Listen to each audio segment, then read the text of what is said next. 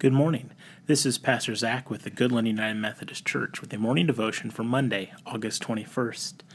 Today we'll be reading from 1 Peter chapter 2, verses 5 through 9. Like living stones, let yourselves be built into a spiritual house, to be a holy priesthood, to offer spiritual sacrifices acceptable to God through Jesus Christ. For it stands in Scripture, "See, I am laying in Zion a stone, a cornerstone chosen and precious, and whoever believes in him will not be put to shame. To you, then, who believe, he is precious, but for those who do not believe, the stone that the builders rejected has become the very head of the corner, and a stone that makes them stumble, and a rock that makes them fall. They stumble because they disobey the word, as they were destined to do. But you are a chosen race, a royal priesthood, a holy nation, God's own people, in order that you may proclaim the mighty acts of him who called you out of the darkness into his marvelous light."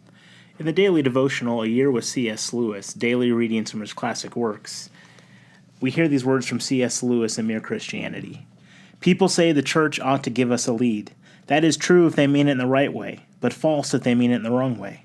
By the church, they ought to mean the whole body of practicing Christians.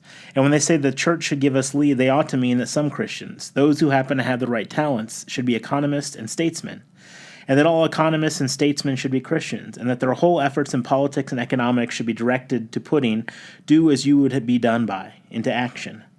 If that happened, and if others were really ready to take it, then we should find the Christian solution for our own social problems pretty quickly. But of course, when they ask for a lead from the church, most people mean they want the clergy to put out a political program, and that is silly.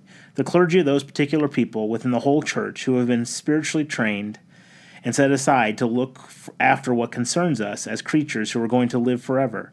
And we are asking them to do a quite different job, for they have not been trained. The job is really on us, on the layman.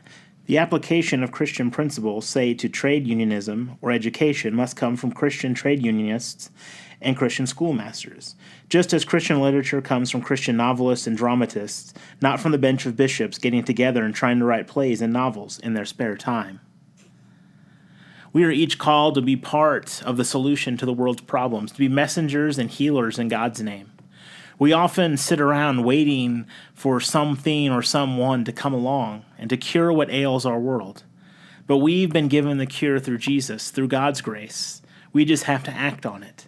The passage from Peter reminds us that we are a chosen people, a royal priesthood, a holy nation, God's own people, that we may proclaim the mighty acts of him who called us out of the darkness into the marvelous light. We are each called to be part of the light in the world. We are each called to rise up and stand up when needed, to speak out, to share compassion and love. We are God's people. We are to be God's messengers, to be God's hands and feet here and now.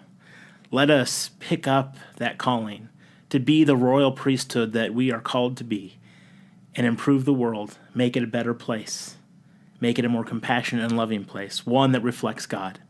Have a blessed day.